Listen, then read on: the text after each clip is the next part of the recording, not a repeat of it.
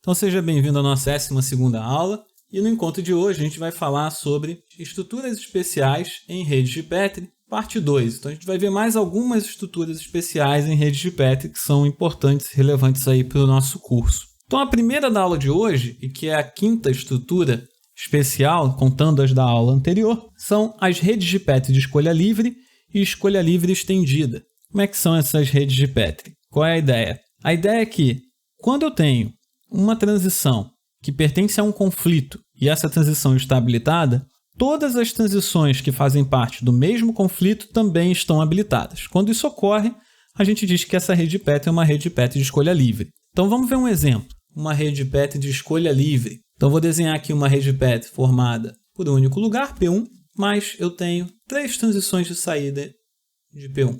Então aqui eu tenho T1, T2 e T3. Então essa daqui é uma rede de Petri de escolha livre, né? Então se vocês repararem, cada transição daqui, T1, T2 e T3, elas participam do mesmo conflito. E se eu tiver uma ficha aqui em P1, T1 está habilitada, mas também está habilitado T2 e também está habilitado T3. Né? Então isso significa que eu posso escolher qual transição vai disparar. Então eu tenho uma escolha livre, como o nome diz, né? Das transições que podem disparar e que participam desse conflito. Tá? Vamos ver também aqui agora uma rede de Petri de escolha livre estendida. Então, como é que é uma rede de Petri de escolha livre estendida? Vou explicar com um exemplo. Tá? Então aqui, ó, note que eu tenho também um conflito. Quem é que está participando desse conflito? São as transições T1 e T2. E se eu tivesse uma ficha aqui em P1 e uma ficha em P2, eu posso escolher, né? Ou seja, T1 pode disparar e isso vai desabilitar T2. Ou T2 pode disparar, o que provocaria a desabilitação de T1. E aí vocês podem me perguntar assim, qual a diferença então da escolha livre estendida para a escolha livre? A ideia é que na escolha livre estendida, as transições envolvidas em um conflito têm o mesmo conjunto de lugares de entrada. Então, perceba que aqui é o mesmo conjunto de lugares de entrada na escolha livre estendida e na escolha livre, cada transição vai ter um único lugar de entrada. Né? Todas as transições que participam do mesmo conflito vai ter um único lugar de entrada. Então, quando esses lugares de entrada forem um conjunto, né, com mais de um elemento, isso significa então que ela vai ser classificada como escolha livre estendida. Ok, vamos para mais uma estrutura especial de rede de Petri, que são as chamadas redes de Petri generalizadas. Nas redes de Petri generalizadas, pelo menos um arco tem peso maior que 1. Vamos a um exemplo?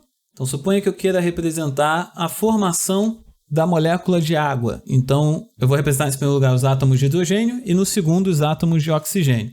E aí eu tenho uma transição que vai representar para a gente a reação química que transforma esses dois componentes em H2O. Então, se eu tenho, né, a gente já sabe que para ter a molécula de H2O, eu preciso de 2 átomos de hidrogênio e 1 de oxigênio. Então, do jeito que está aqui, essa rede de Petri não está representando ainda bem essa reação. Porque se a transição T1 dispara, eu vou retirar apenas 1 átomo de hidrogênio e vou colocar a ficha aqui e ainda vou ficar com mais um átomo lá sobrando. Né? Então, a gente precisa acertar isso. Né? Então, como é que a gente pode fazer isso? Atribuindo peso 2 ao arco que conecta H a T1. Assim, quando T1 dispara, eu tiro 2 átomos de hidrogênio, ou 2 fichas do lugar H, e tiro 1 átomo de oxigênio, ou uma ficha do lugar O. E aí sim eu coloco uma ficha aqui no lugar H2O, representando que a reação foi feita de maneira bem sucedida. Vamos ver rapidamente mais um exemplo. Né? Então, suponha que eu tenho aqui uma rede de Petri que representa parte do processo de montagem de um automóvel. Então, eu vou representar nesse lugar aqui as rodas. Esse lugar representa o chassi. E esse lugar aqui representa um carro montado.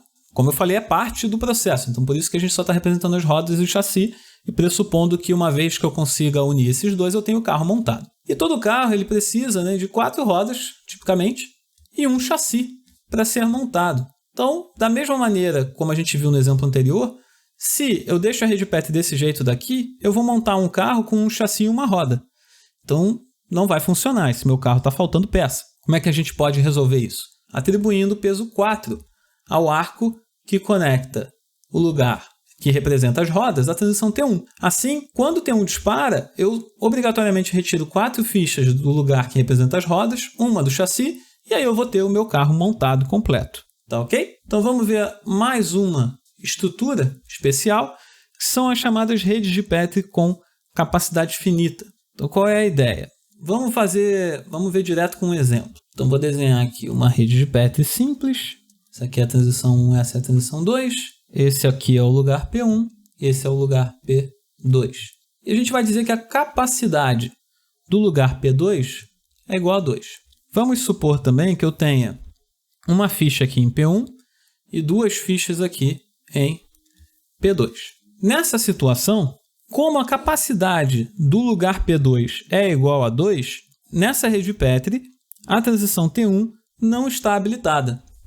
Por quê? Embora eu tenha fichas suficientes em P1 para habilitar a transição T1, essa transição ela não pode colocar mais fichas do que a capacidade de P2. Então, a gente diz que T1 não está habilitada apesar de ter fichas suficientes nos lugares de entrada dessa transição. Uma maneira que a gente tem de representar essa rede, né, sem ser com capacidade finita, mas tendo o mesmo comportamento, é a seguinte. Então, vamos construir uma rede Petri aqui modificada, partindo naturalmente da mesma estrutura que a gente tinha anteriormente. Então, aqui a gente tem a transição T1, transição T2, lugar P1 e lugar P2. E agora eu quero representar que esse lugar P2 ele tem uma capacidade finita e essa capacidade é igual a 2. Então, o que a gente pode fazer? A gente pode criar um lugar complementar aqui, que eu vou chamar de P2', e fazer o seguinte. Toda vez que uma transição que tira ficha de P2, essa transição tem que colocar fichas em P2'. E toda transição que coloca ficha em P2 tem que tirar uma ficha do lugar complementar P2'. Tá? Então, quando isso acontece, vamos recolocar a marcação que a gente tinha anteriormente. Olha, do jeito que essa rede de Petri aqui está montada, T1 não está habilitada. Porque agora a T1 ela não depende apenas de P1, mas também do lugar complementar P2'. Agora, note que, assim como a gente tinha anteriormente, né, se T2 dispara, ele vai tirar uma ficha de P2 e vai colocar uma ficha em P2'. Ao fazer isso, a transição T1 torna-se agora habilitada e, se ela dispara, ela pode retirar a ficha de P1 e colocar a ficha em P2 e tirar a ficha de P2'. E P2 vai continuar com, no máximo, duas fichas, que era a mesma coisa que acontecia aqui do lado esquerdo. Então, dessa maneira, a gente consegue representar a rede de Petri com capacidade finita sem necessariamente definir a capacidade dos lugares, bastando para isso criar lugares complementares. Então, vocês podem ver que criar uma capacidade para a rede de Petri nada mais é do que enxugar o grafo, né? Ou seja, ter um grafo mais enxuto. Então, ao invés de eu precisar ficar criando lugares complementares, né, eu posso simplesmente definir a capacidade máxima de cada lugar da nossa rede. Tá? Esse tem um problema, né? Com isso você acaba também atribuindo aos lugares essa nova característica. E é uma característica que interfere nas transições de entrada desses lugares. Então você muda também a forma como a rede Petri evolui. Então, se você quiser evitar isso, ao custo de ter um grafo um pouco maior, basta construir então esses lugares aqui complementares, que aí você vai ter o mesmo comportamento que você gostaria com relação à capacidade, mas sem alterar em absolutamente nada a forma como a rede de Petri já se comportava. Vamos ver também as chamadas redes de Petri com prioridades. Qual é a ideia da rede de Petri com prioridade? Nessa rede de Petri vai existir um conjunto de relações de prioridade entre transições envolvidas em conflitos reais. Então vamos ver um exemplo aqui. Suponha que eu tenha uma estrada, e essa estrada, eventualmente, ela passa por uma ponte estreita. Então, eu vinha lá na estrada, aí de repente essa estrada afunila, e ali a gente vai ter agora uma ponte estreita. Tá? Então, aqui está representada a nossa estrada, e essa estrada é uma estrada de mão dupla. É claro que quando você chega na ponte estreita, na ponte só cabe um carro. Então, na ponte ela se torna mão única, mas precisa de alguma maneira fazer uma alternância de sentidos para que você possa ter o trânsito fluindo nas duas direções. Né? Então, se a gente tivesse uns carrinhos aqui vindo nessa direção e outros carrinhos aqui vindo na direção oposta, é necessário definir algum tipo de regra que permita com que apenas um carro atravesse a ponte por vez, porque senão você vai ter ali um choque, né, de veículos e o que não é desejado. Então você quer que todos os carros atravessem com segurança essa ponte. Então como é que a gente pode fazer isso? Vamos então modelar esse comportamento primeiro. Então o que a gente vai ter? Vamos começar pensando que podem vir carros da direita. E aí quando vem carros na direita, essa transição aqui dispara e coloca, né, um carro na fila da direita. E aí, quando um carro que está ali na fila da direita começa a atravessar a ponte, a transição DP dispara e aí vai colocar uma ficha no lugar DP. Significa que eu tenho um carro que veio na direção da direita e que está atravessando a ponte. Até que, finalmente, esse carro deixa a ponte e o evento DS ocorre. Ok, esse então é o sentido da direita. Vamos fazer o sentido da esquerda. Então aqui eu tenho a chegada de carros do lado esquerdo, a fila de carros do lado esquerdo. Quando um carro do lado esquerdo começa a atravessar a ponte, o evento EP ocorre, colocando uma ficha no lugar EP. E aí, quando esse carro finalmente deixa a ponte, o evento ES ocorre. Vamos dar nomes, né, a essas transições para facilitar o nosso modelo. Então, eu tenho aqui T1, T2 e T3 e tenho aqui também T4, T5 e T6. E faltou representar também a capacidade da nossa ponte. Lembra que a ideia é que apenas um carro por vez atravesse a ponte, senão você corre o risco, né, de haver um choque entre veículos. Então, vamos criar mais um lugar no nosso modelo que eu vou chamar de P, porque ele representa a capacidade da ponte. Então, a ideia é que, bom, se a ponte está livre, esse lugar tem uma ficha. Agora, se um carro quer passar, né, chega na direita e a ponte está livre, isso significa então que ele pode começar a atravessar a ponte e a ponte deixa de estar livre. Então, eu tenho que, na medida que o evento DP ocorre, eu tenho que tirar essa ficha aqui da ponte. Por outro lado, quando esse mesmo veículo deixa a ponte, né, sai do sistema, a ponte fica livre novamente. Então, quando ocorre DS, eu tenho que adicionar novamente, né, repor essa ficha aqui ao lugar P. E a mesma coisa acontece também com os carros que vêm do lado esquerdo. Então, se ocorrer o evento EP, a ponte deixa de ficar livre. E se ocorrer o evento ES, a ponte fica livre novamente. Ok? Então, do jeito que a gente montou aqui, ó, suponha que tenha chegado carros aqui, ó, do lado direito. Então, D ocorreu algumas vezes e E também ocorreu algumas vezes. Nesse momento aqui, a gente tem um conflito, né? Então, a gente não sabe agora se pode ocorrer, né, o EP ou o DP. E na medida que um deles ocorre, você ocupa a ponte e o outro não pode mais ocorrer. Vamos então definir o seguinte, ó. Vamos dizer que T2 tem prioridade sobre T5. Então agora, o que a gente está fazendo? Toda vez que T2 e T5 estiverem habilitadas, só T2 vai poder disparar. Então T5 vai ocorrer apenas se, além de T5 estar habilitada, T2 não tiver habilitado. É possível também, caso seja necessário, mudar essa regra, né, e dizer que agora é T5 que tem prioridade sobre T2. Então é assim que a gente representa as prioridades.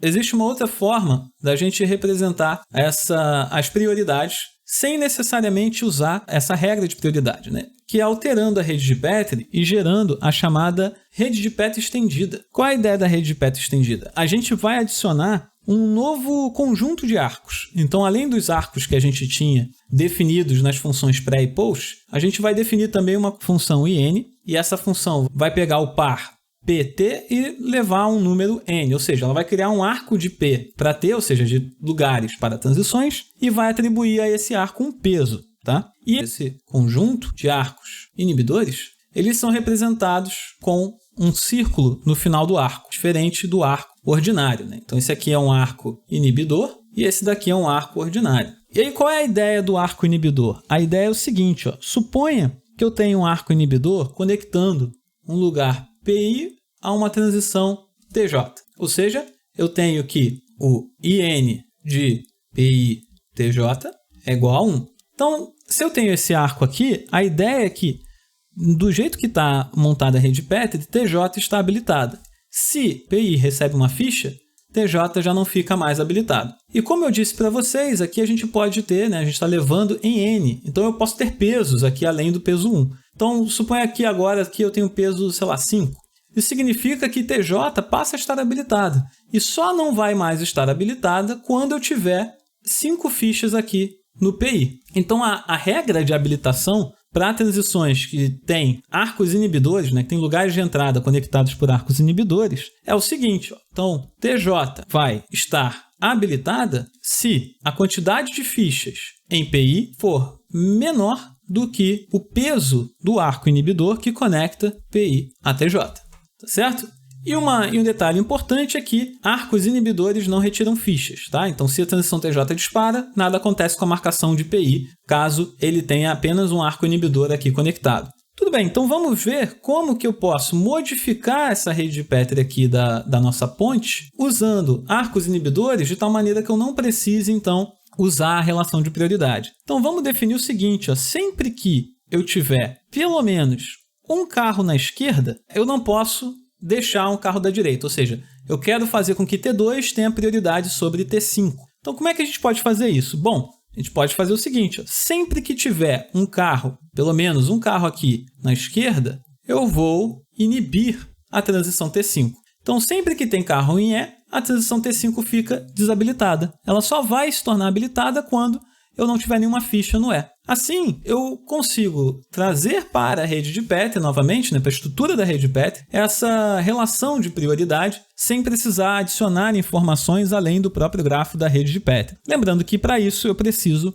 levar em consideração aqui as regras de habilitação das redes de Petri estendidas, tá? Então, dando uma olhadinha mais uma vez nesse exemplo daqui, vocês podem reparar também que, como o arco inibidor não retira fichas do seu lugar de entrada, quando o T5 dispara, o E já não vai ter mais nenhuma ficha, né? Porque para T5 disparar, eu tenho que não ter ficha nenhuma em E. E se T2 dispara, eu retiro as fichas normalmente. Poderia, claro, ter um peso nesse arco daqui e ainda assim, caso T5 disparasse, eu não retiraria nenhuma ficha do lugar E. Então essas são as redes de Petri estendidas. Para que você defina uma rede de Petri estendida, a gente pode ver com mais detalhes em outras aulas, basta você adicionar aqui a função de arcos inibidores que vai definir quais são os arcos inibidores que estão na sua rede. Então essa foi a aula de hoje sobre estruturas especiais em rede de Petri, a nossa segunda aula sobre isso, e na próxima a gente vai ver algumas propriedades sobre rede de Petri, em especial a propriedade de